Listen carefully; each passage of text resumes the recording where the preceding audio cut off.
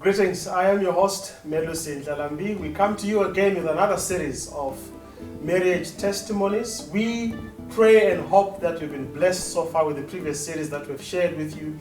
Today I have another couple that have a very exciting story that they would like to share with you. So sit back and relax, and may God bless you as we go through this program. Now, we believe that God gave us marriage because He wanted to bless us and give us the opportunity to procreate, to also enjoy life as a blessing that God has given us. So today I've got a powerful couple, Pastor and Mrs. Papu. Greetings. Thank you very much for the privilege. It is our delight to be here. I'm very excited to finally get you to share with us your story.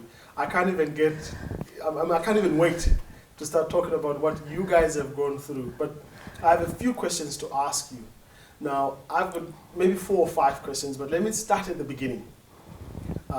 When did you actually get to meet? We met in 1984. Wow. More like 81. 81. Oh, you know better. Yeah, I'm the one who was a mathematician in the field.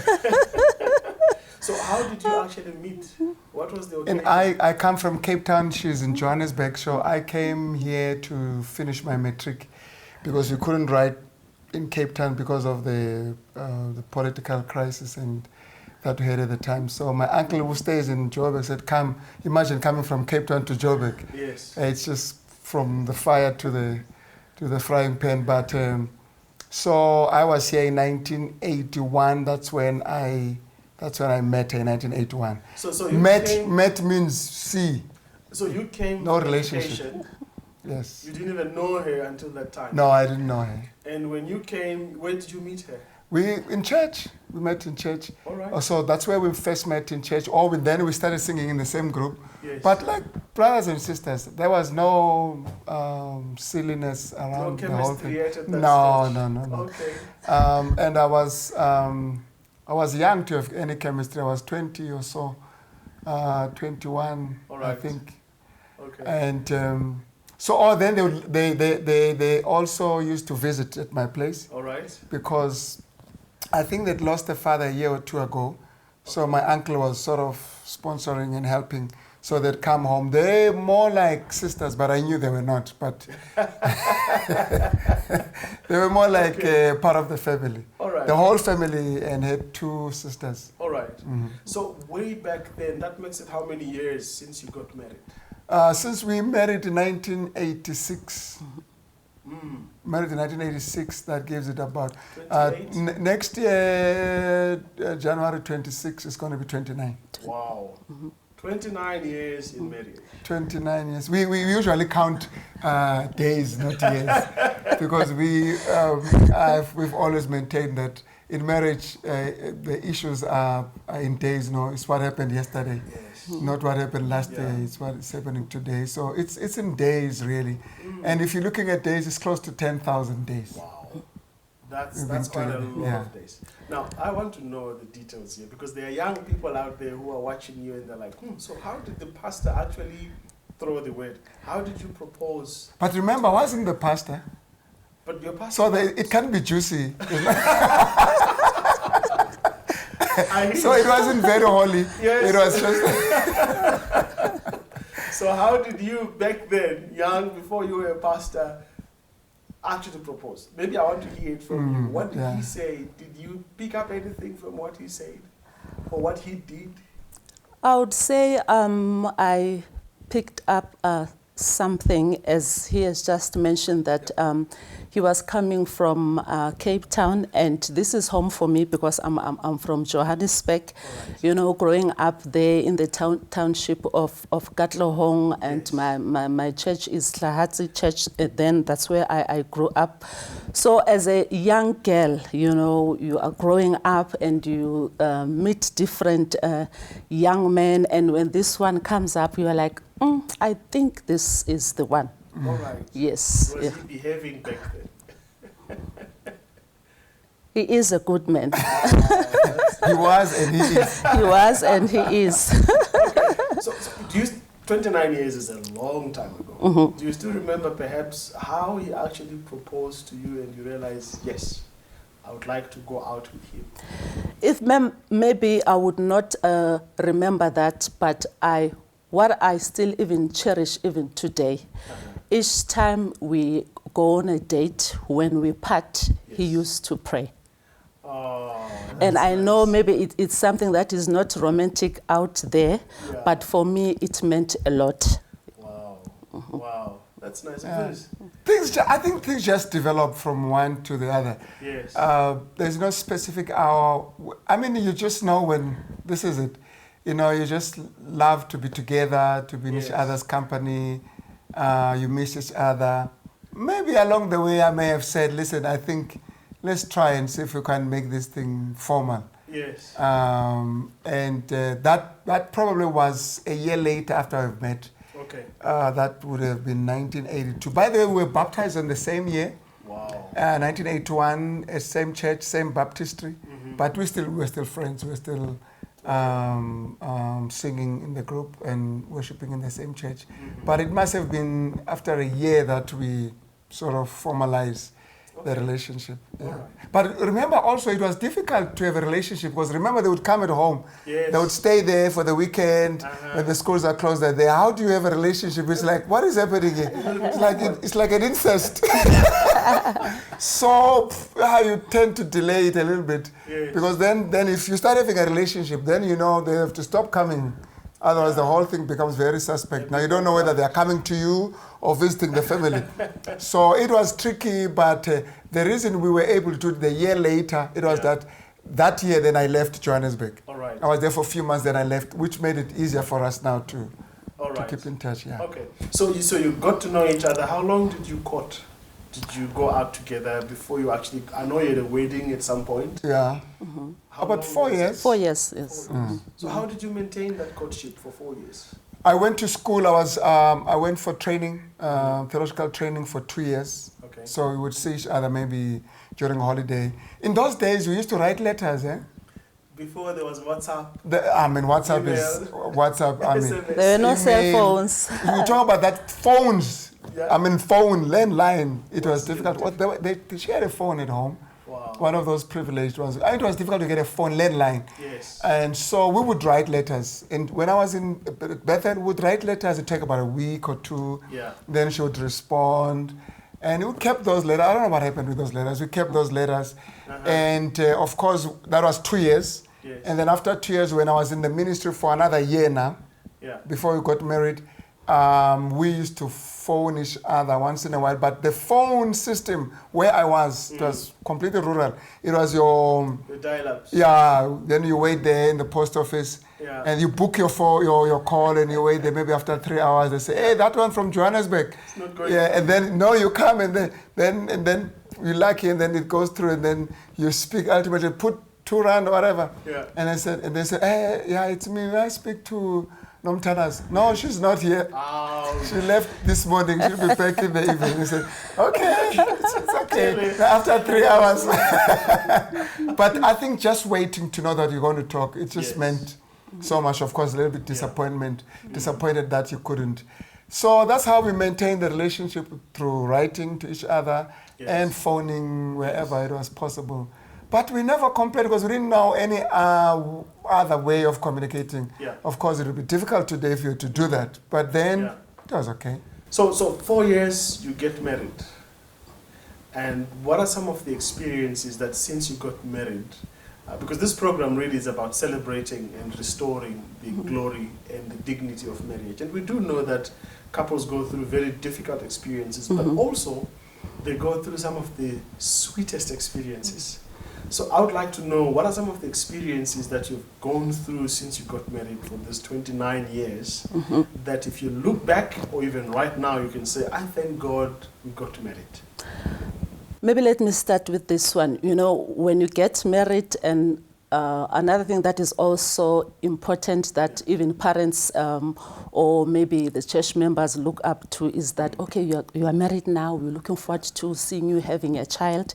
With us, we had a bad experience, if I may put it that way, because when I got pregnant, that was our first child, right? It was 1989. I remember while we were still at Bethel College, looking forward to have this child, but unfortunately, he died during delivery when I was giving birth. It was a painful experience. But you look back and you say, God has been wonderful, because in spite of that bad experience, the Lord blessed us with 2 wonderful sons after that, because even that one, he was a son. You know, he was a baby boy, but unfortunately, he died during labor. But the Lord bless us once more with 2 wonderful sons, and that's Bulumko and Sihle. Yes. Yes. Now, I've played football with your boys, and I must say they're quite athletic. I wonder whose genes those were. I think they'll be mine. They've taken after their By the way, father. we've got 2 boys, young men now, 24 and 22. Yes. They're not staying with us. We've been having a empty nest for the last... Since 2006. Yeah, for the last couple of years. So they've grown up now. They've grown up. They come here once in a while, and I'm going to come back to that experience of how you're relating with your children, especially now that they're grown up.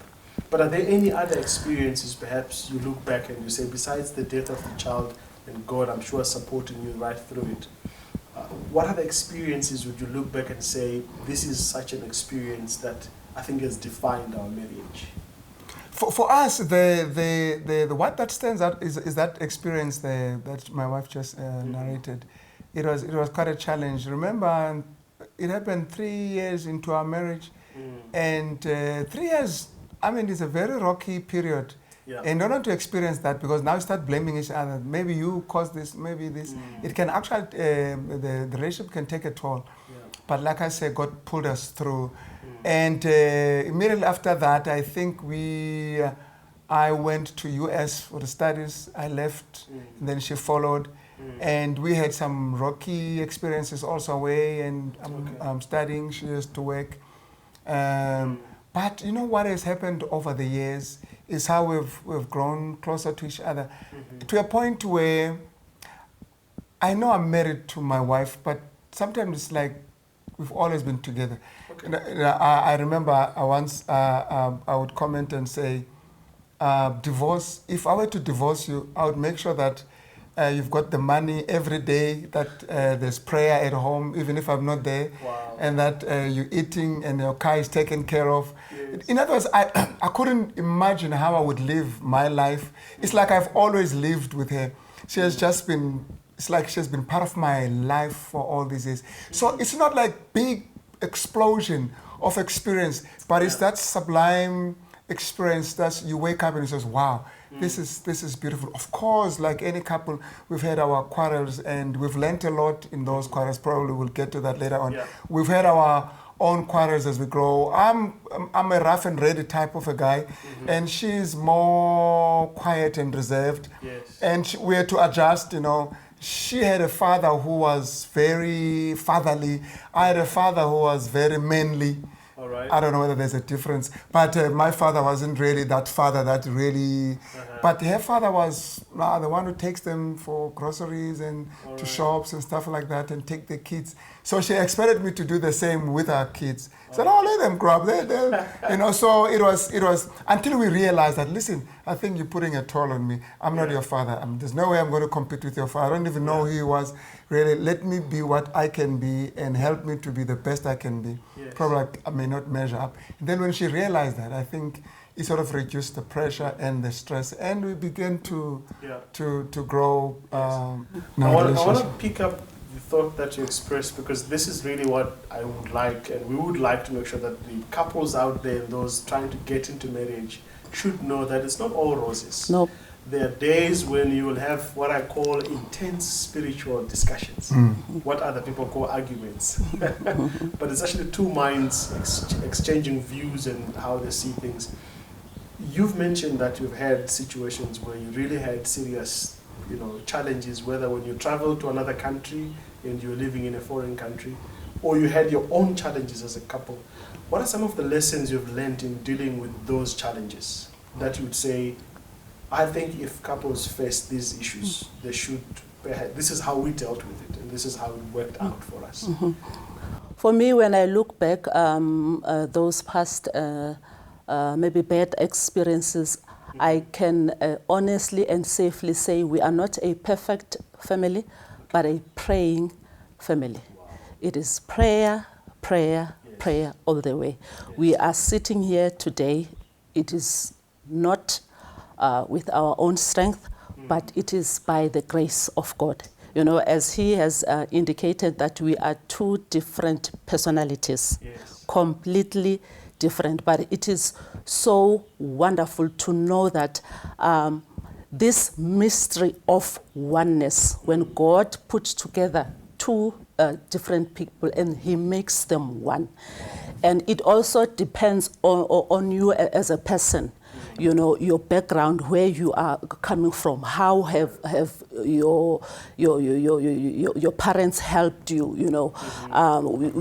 When you come into marriage, you come with this background, the baggage, as he has indicated, that I'm from a family where the parents, especially my father, you know, he was this a man who spoiling us, buying us everything. And then when you come into marriage, you compare your husband maybe to your father who did everything. When you ask for this, immediately you get it.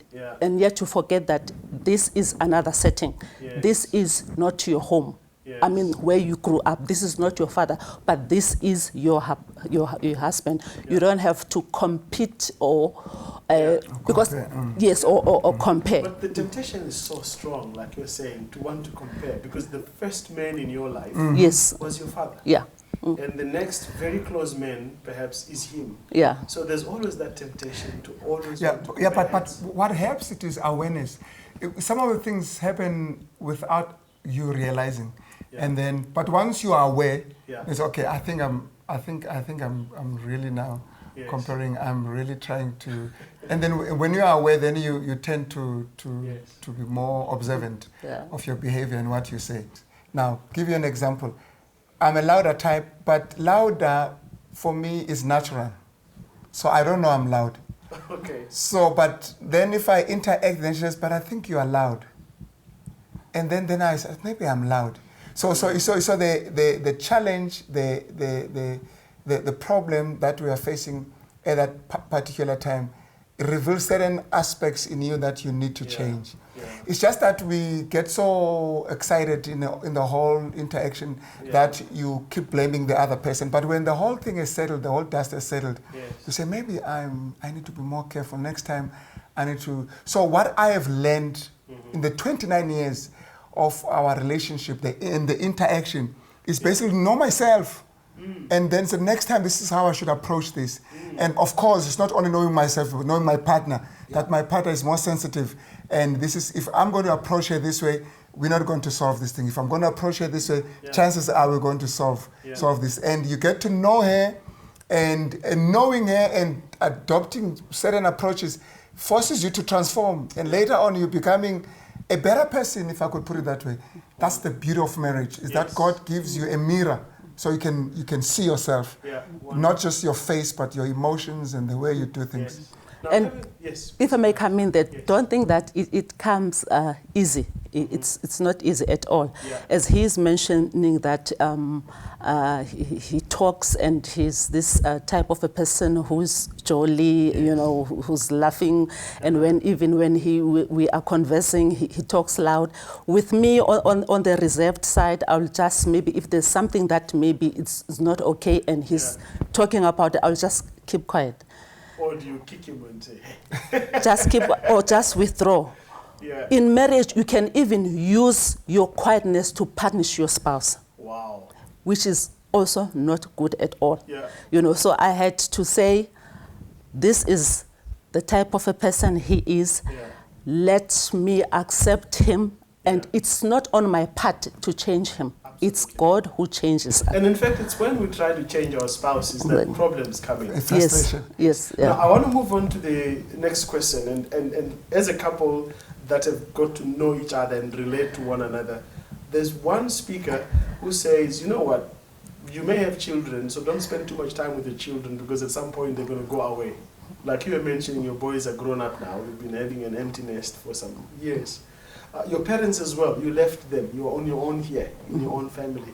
So you can't spend too much time with those people because at the end of the day, when they are gone, maybe by death or by, maybe you've separated and moved on and your children have grown up, you're going to remain with a stranger, which is your wife or your husband.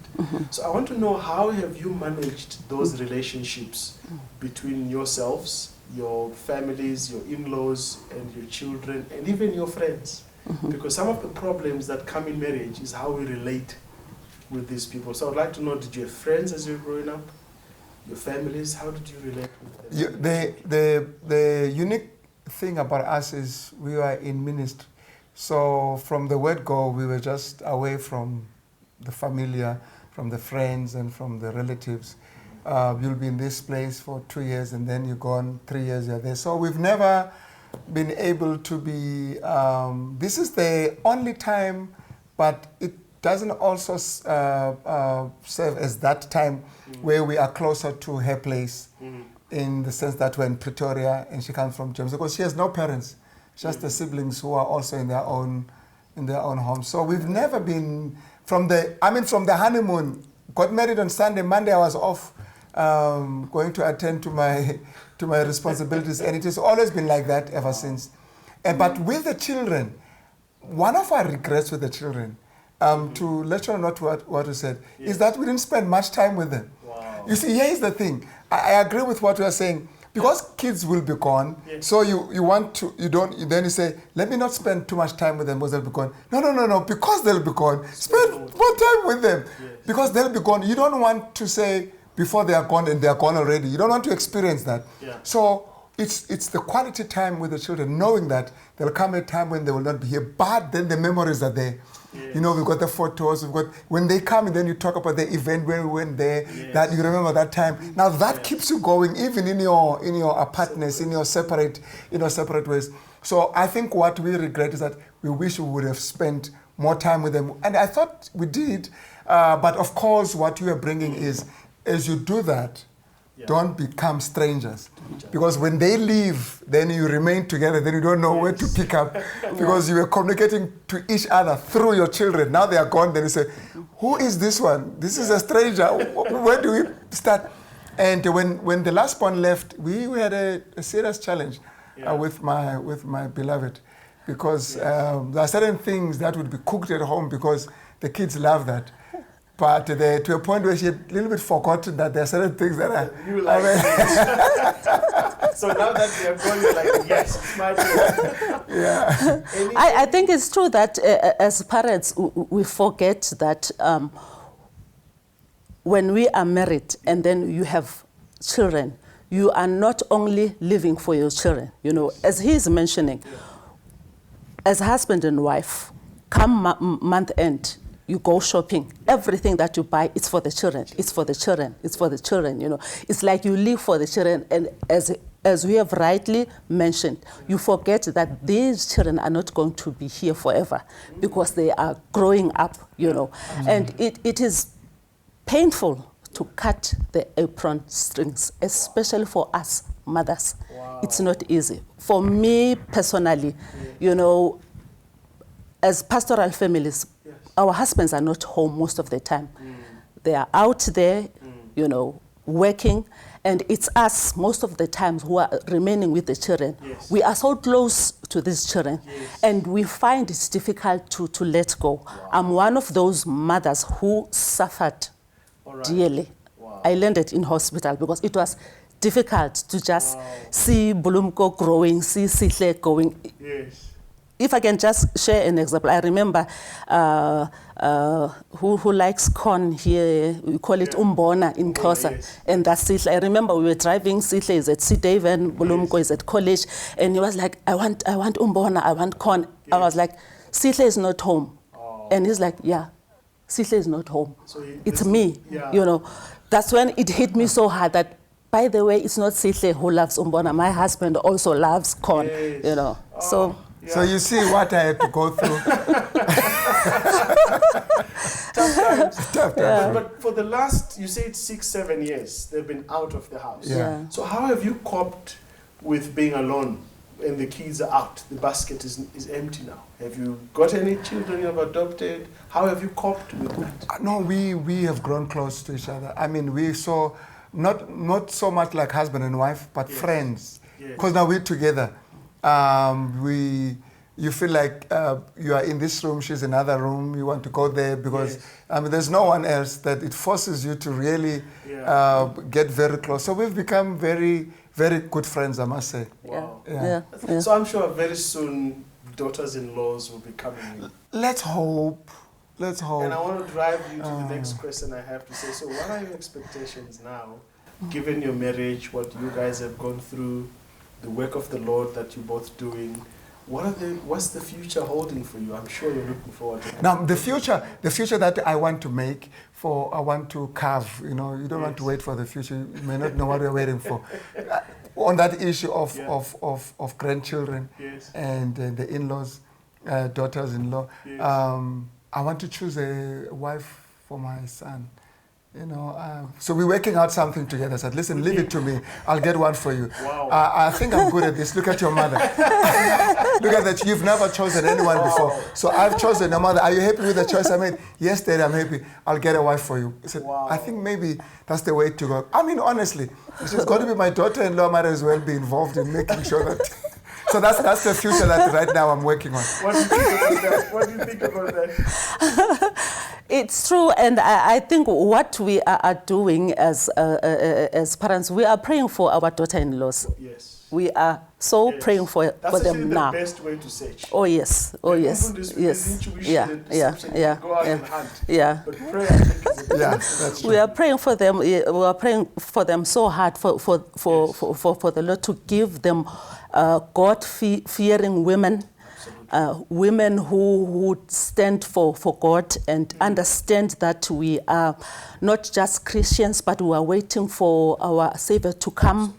You know, so those should be wives who will know that we are not here for a long haul. Yes. You know, and we hopefully know that God will answer our prayers. Yes. And You know? but another thing about our future Yeah. is that we're looking forward to retirement. All right? Yeah, in Yeah. the next, I mean, less about 10 years, Yes. and to be able to do what we want to do To start living. full time. I mean, we're looking Yes. forward to that. Oh, we yes, can't yeah. we can't wait 10 years. Yeah. So when you say retirement, what do you want to go to do afterwards? Because you've been doing one of the greatest missions or jobs to be a pastor. Yeah. It is one of the biggest tasks ever. So what do you want to do afterwards? What we want to do, I think I think we've spent too much time in our ministry working for the Adventist family. Yes. What we want to do now is, with the experience that we have, Yeah. is to be directly involved with the community who are not Community. Adventist. All Yeah. right. Not necessarily, you know, you work for the Adventists, even if you go out there and have a Yes. campaign, have a revival meeting, but we want to be in the community. Yeah. We can't wait to be part of the community and develop community projects and begin to really transform and come up with some good regeneration programs for our community. Yeah. That's what we want to do. Wonderful. Now, I can't do that now. I'm a minister. I've got, Yes. you know, but... The field is big for you. Yeah, now, The yes. commitments are quite broad. Yes. Now, we're getting to the end of our program, and I still am tempted to want to ask, is there any final word you want to give to the couples or young people who are watching there? And I know they are watching, and they're looking up to you and saying, I wish I could be like Pastor and Mrs. Papu. So any final words that you'd like to share with them, either from your experience or from your knowledge or from your understanding of the world that we're currently living in, where marriage has become so difficult? And we really need to fight for it rather than just getting into it and relaxing. So any final words you want to share? How much time do you have? For this one, we have enough time. We believe that if we have strong marriage, we are likely to have strong families, and if we have strong families, we'll have strong churches and strong communities. So it begins with us as husband and wife, how we relate to each other, because the way we relate, our actions speak louder than words. True. You know, I remember a few years ago, and Bloom was just talking with this dad, and he was like, when I get married, I want to get married to somebody who's like mom. And I was like, wow. Which means there's something good that I'm doing, and I praise God for that. Wow. You know? And the legacy you can leave for your children, I know we have in and out troubles, challenges, this and that, is for when you have passed away and you are no more, and when your kids say, you know what, our father loved our mother. And listen, it does not sound like a big thing. You know, if you can just, whatever you do, if your children can be able to say, this guy loved our mother. Yes. You've done your kids a big favor if you love. Now I'm saying from the point of view of the husband, because sometimes that's where the issues are. That my father loved our mother, and if you do that, you know what you have done. Especially we've got two boys. Then you've shown them how they should also love. Absolutely. And then if we do that, you know what kind of children we bring up? Functional children, healthy children, who grew up in a functional family. And above all, I think if we can talk to those who are married, who want to get married, you don't find joy in marriage, you bring it. Yes. And if you think you're going to find it, who's going to bring it? You're going to eat what you have. So those who are not married, establish some source of joy for yourself, and one of those, connect with God. Let God be the center of your joy. Wonderful. And with that joy overflowing, say, I'm looking for someone. I've got so much that I want to share. Let me look for someone I can share this thing with. But you're not looking for someone who's empty, who just wants to receive. But that someone is also looking for someone because she has so much that she wants to share. And you come together, you bring, it's going to be beautiful. No one can frustrate you. You can only frustrate yourself. We get frustrated because we expect certain things from people. And when we don't get those, we feel like, I was cheated. I was robbed because I didn't get what I'm supposed to get. But if you're there to give, that's where you find joy. Absolutely. You've said so much. I wish that was just the conclusion of this discussion. And I know we've tried to summarize 29 years in less than an hour. So there's quite much more. And I'm hoping that we have a bit more from yourselves. Maybe that will be part of the community project for retirement. Thank you so much, Pastor and Mrs. Papu. I really appreciate the time you've taken. And to our viewers out there, thank you so much. I'm sure you've heard it from the horse's mouth. It's possible to survive and be in marriage and be happy and spend time there and raise children. And in fact, the Bible says God gave us one wife in Malachi because he was seeking a godly seed. And I pray that your families will be successful, and I pray for the daughters-in-law, and I pray for your future commitments. Thank you so much, and God bless you. See you next time.